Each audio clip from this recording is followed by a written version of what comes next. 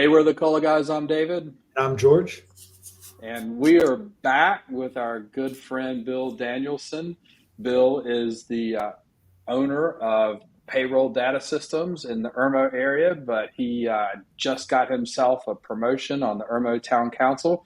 Congratulations, Bill. We are excited to have you as our mayor for the next 4 years in Irmo, South Carolina. Brought to you by Dick Dyer, Mercedes-Benz, the first Mercedes-Benz in South Carolina. Well, thank you very much, David. You blistered the name of my company, but that's all right. It's Data Pay Payroll. Data Pay Payroll. All right. Okay. Sorry about It's that. okay. I'll give George that job next time. He'll get it right. Yeah, it's the small details, but yeah, I appreciate it.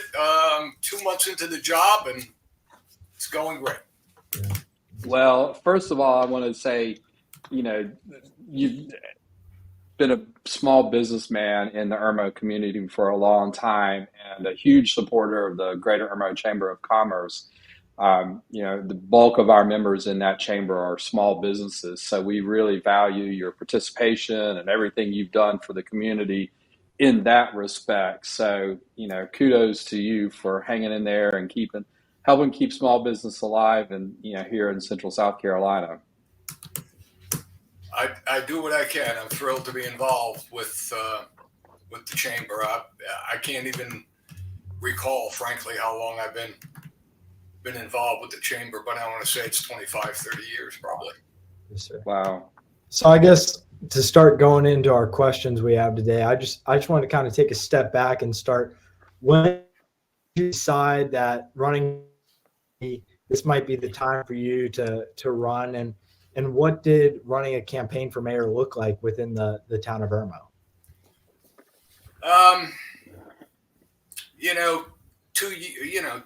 I ran for 2 years to replace my predecessor mayor. Was lucky enough to win that by 5 votes. Then I had to run 2 years later, and for the full seat for the 4-year term, and was lucky enough to win that by, 35 votes, 50, 40 votes, something like that. And towards the end of my 4-year term, which was basically 6 years on council, the mayor's election came up, and as mayor pro tem, seeing everything that I've seen in the town and with my experience, both business and political, I thought it would be a natural next step for me to run for mayor. And I kind of thought that people would be looking for me to make that step. I would be the next step, and I'm happy it did. I'm happy that I did. No one else got into the race, so it was myself and Mayor Walker for a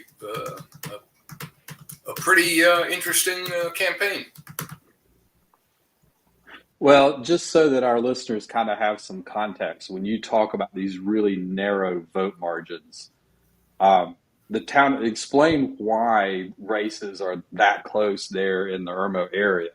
Sure, I can give you the politically correct answer, which is lack of participation, or I can just be honest with you and say people are not engaged for a variety of reasons. When you have it just happens today, and I'm glad you guys asked me to be on today, because today is another election day in the town of Irmo, to replace me as a councilman in my vacated seat that I had to vacate when I became mayor.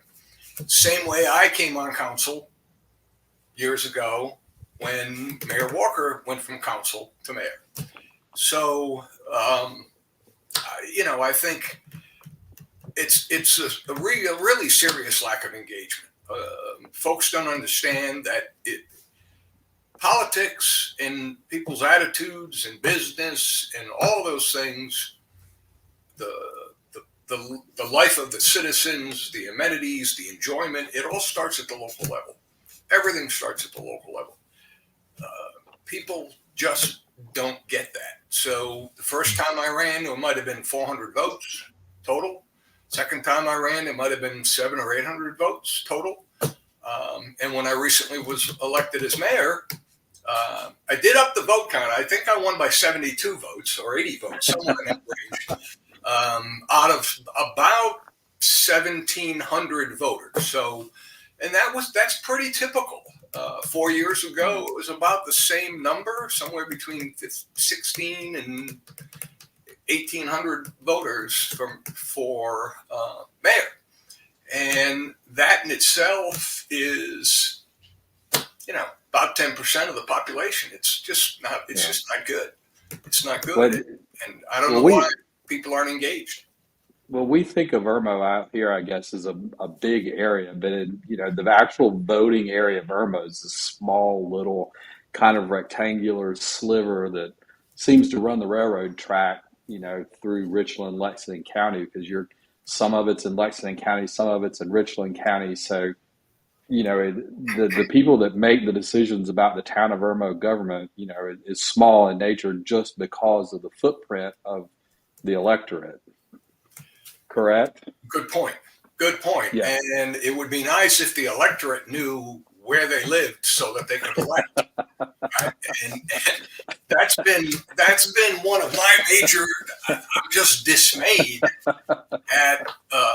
And I'm not going to mention who they are, but when I first ran, I had folks tell me they were going to vote and they were going to go vote for me, and I said, "Well, no, you're not.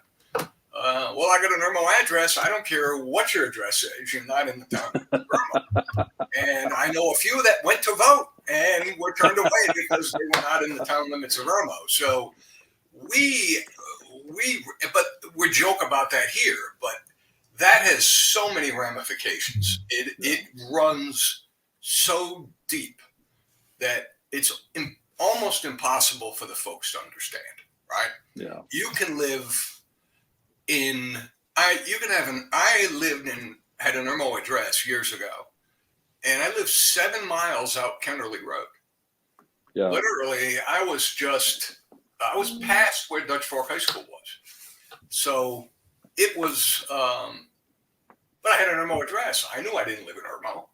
But the folks don't know that. And then you have people who have Columbia addresses in the Harbison Arches Court area who live in Irmo. Yeah. So it's very complicated. And then you start bringing in Lexington County, Richland County, and how we're in both those counties and who's doing what and who's supposed to run what. It does get difficult. So I get it. But the one thing I want your folks to hear today is just because you have an Irmo address doesn't mean you live in the town limits of Irmo. You are governed by either Richland County or Lexington County if you're not in those town limits. Yeah. Yeah, which is definitely hard for people to understand, especially when you get to the Columbia being in Irmo. Could you walk us through then? You're still, and now you're also mayor. Could you kind of walk us through what a day in the life now looks for you, just because you have so many added on duties as mayor? Yeah, a day in the life. You mean a day and night in the life, right? I mean, there's a lot going on, and frankly, I still own my own business, run my own business. I'm full speed ahead doing that, and do some consulting also on the side. So there's a lot on my plate, and as I've spoken with just in the 2 months, as I've spoken with other working part-time politicians per se,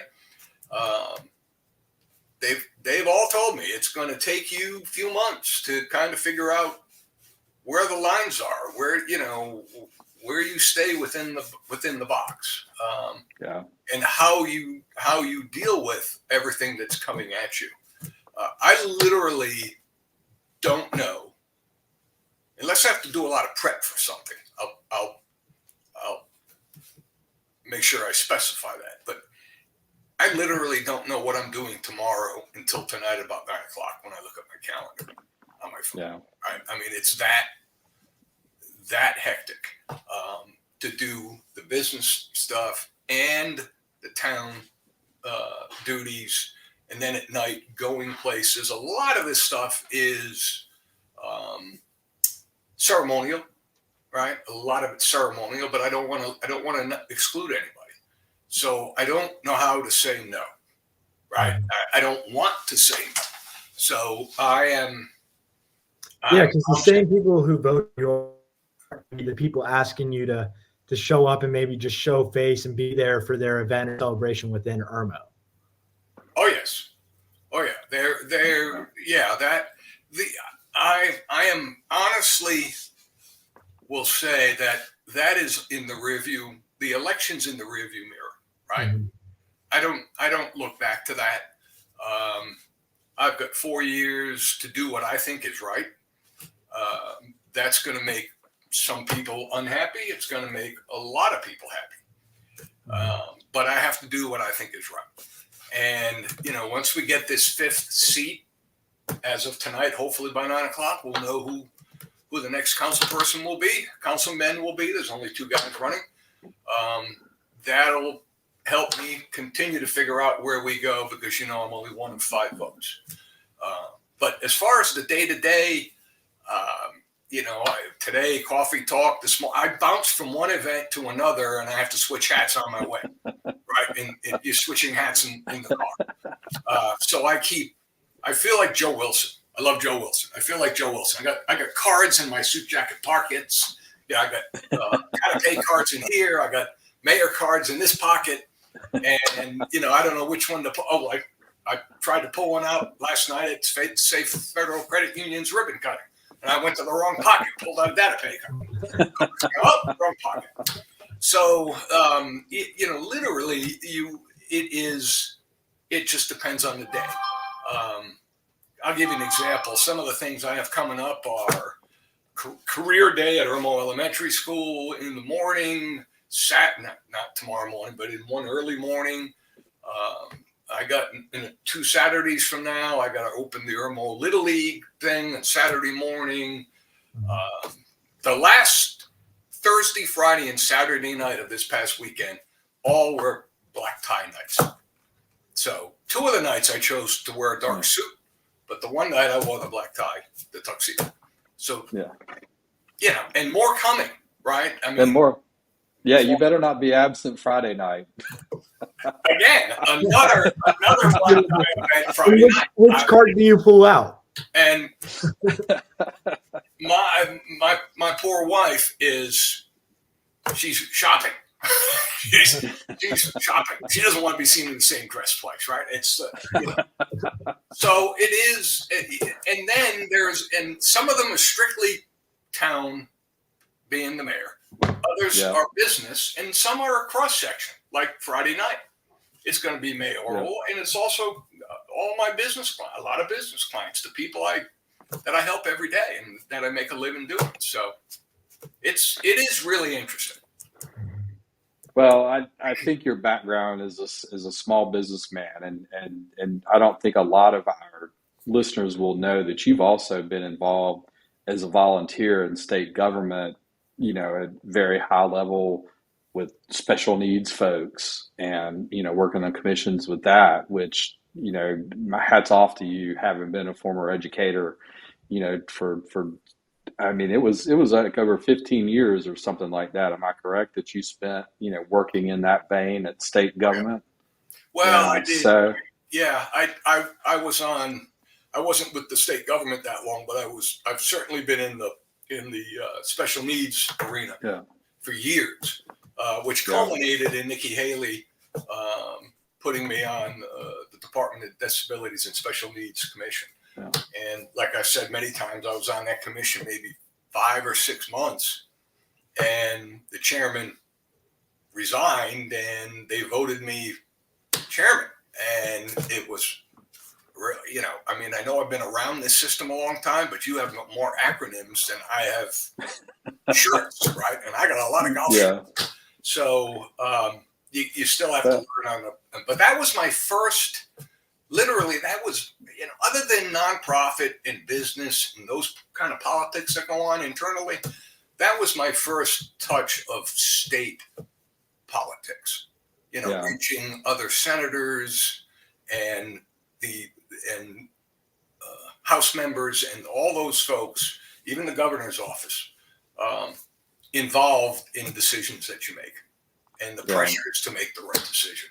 So, Well, I just think it goes to who you are and what you are bringing to the mayor's office now at Irmo, and just, the ability you have to prop up the town for for the years to come under your tenancy. So what's on your mind for the next year? What are you hoping to accomplish with, the town council as well as the town staff to, kind of put your vision in place and make your stake?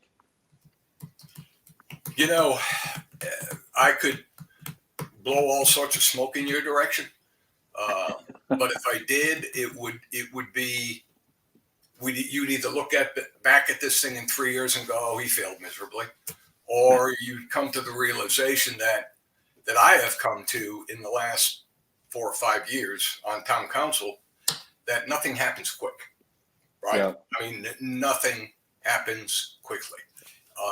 As a businessman who makes decisions and moves forward, right or wrong, good or bad, you deal with the consequences, you deal with the success, right? That's not how it works in government. Everything is just bring it down, slow it down. My town administrator has said to me, "Bill, you're not going to do everything you want to do in 6 months, right? It's just not going to happen." So, and I get that. I have, in just 2 months, I've kind of come to the realization I can only push so hard to get things done. There are so many levels of bureaucracy. I will tell you that I'm continuing to work. I've involved myself with the Department of Transportation, all of these traffic issues that we're dealing with, roads, all of the things that we as the town of Irmo have no ability to fix or control, right? That's the next thing I want your folks to understand. We have people who run for town council who put things out like, "I'm going to fix potholes. I'm going to fix the roads. I'm going to slow down. I'm going to put speed bumps up." Do you know how many speed bumps are in the road of putting a speed bump up? You can't even imagine how many speed bumps are in the way before you even put speed bumps up. It is, we've got the city of Columbia, we've got Lexington, we got DOT, we got Richland. We own about a mile of streets in this town, maybe a mile, right? I mean, it's nothing. So we have to follow the rules, and we have to try to push that. So I'm trying to continue some of those things that have been happening. Broad River Road widening, big thing, right? Yeah. 20 years that we're going to widen Broad River Road. Hopefully it'll start here in the next few months. By January, I believe it's supposed to start. But the process is incredible. Dreher Shoals Road, Highway 6 from Valentine to the dam. Where I live, I got to come in and out of this subdivision every day, 10 times a day, or however many times a day. And I'm sitting on the Central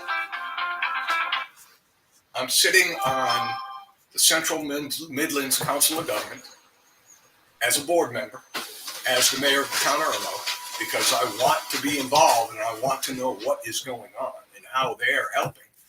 And I pushed in the last month or so to get the study released for widening Highway 6. And we just approved last month $250,000. Don't hold me to that number. $250,000, I think, for a study, a traffic and engineering study that would include shareholder feedback, all those things. We just got that out to bid. It's been put out to bid with a company, and it's a 1-year process. Now that's 1 year. And 1 year for the bid, 1 year for the bid, or 1 year for the bid and the study? The bid took years to get it so that it would bubble up into the top 5 of new projects to be done, right? Yeah. So the study, and I jokingly tell folks, well, let the engineer come with me, live in my house for a week, come in and out of this neighborhood, and stop it one day, and then go talk to the neighbors, go to the next neighborhood up, go talk to those neighbors, and when he's done being pelted with rocks, come back and write his report. And his report will say, we need to widen this road. But you know the funny thing? 10, 12 years ago, DOT sent a letter to the people who lived in this area up and down this road. They were thinking about widening the road, and it was, hell no. Do not widen this road. We don't want the traffic, right? So they just forgot about it. And so now this is a project that road will not be widened. More than likely, I won't even be on this earth when it gets widened. Hopefully I will. It's probably about 12 to 15-year project. Wow. So kind of where we're at with that widening or that analysis, we're there where they were at Broad River Road 15, 20 years ago, to give you a time frame. So we're working on a lot of things that, we're fixing the parks. I do have good news. I don't know when you're going to go to air with this thing, but we will be building the skate park. It will be under construction. It will start on Monday. We have all the permits in place. The contractor's ready to go. He's got his people here in hotels, and hopefully we'll have that built and completed before the end of May. Awesome. Over at and Ross. That's Ross. Yeah, and y'all just opened another piece of that park not too long ago. Is that correct? Right. We opened the 2 dog parks. We have a small dog park and a large dog park, and we're working on. And then the skate park will be added, and then phase 3, I believe, is out for bid to gate it and get it lit and put the sidewalks in, improve the parking, all that stuff. We've got the bathrooms in. We've got a lot of stuff done. So, as my fear, we're going to have $1.5 million, $2 million in that thing before it's all said and done. Yes, sir. Anytime you talk park, the numbers get away pretty quick. But the skate park is happening. A lot of people are excited. And I've met with the contractor personally just 2 weeks ago. And we were waiting on a land disturbance permit from Richland County, which we just got. So that's a bit of good news. Episode of The Coal Guys is sponsored by Bell Carrington, Price & Gregg. Bell Carrington is our choice for the best real estate attorneys in town. They are highly communicative and make sure that the closing process is as smooth as possible. With offices in North Carolina, South Carolina, Tennessee, Georgia, and Alabama, they can handle any of your real estate finance, eminent domain, financial services litigation, and litigation needs. Call their Columbia SC office today at 803-509-5078.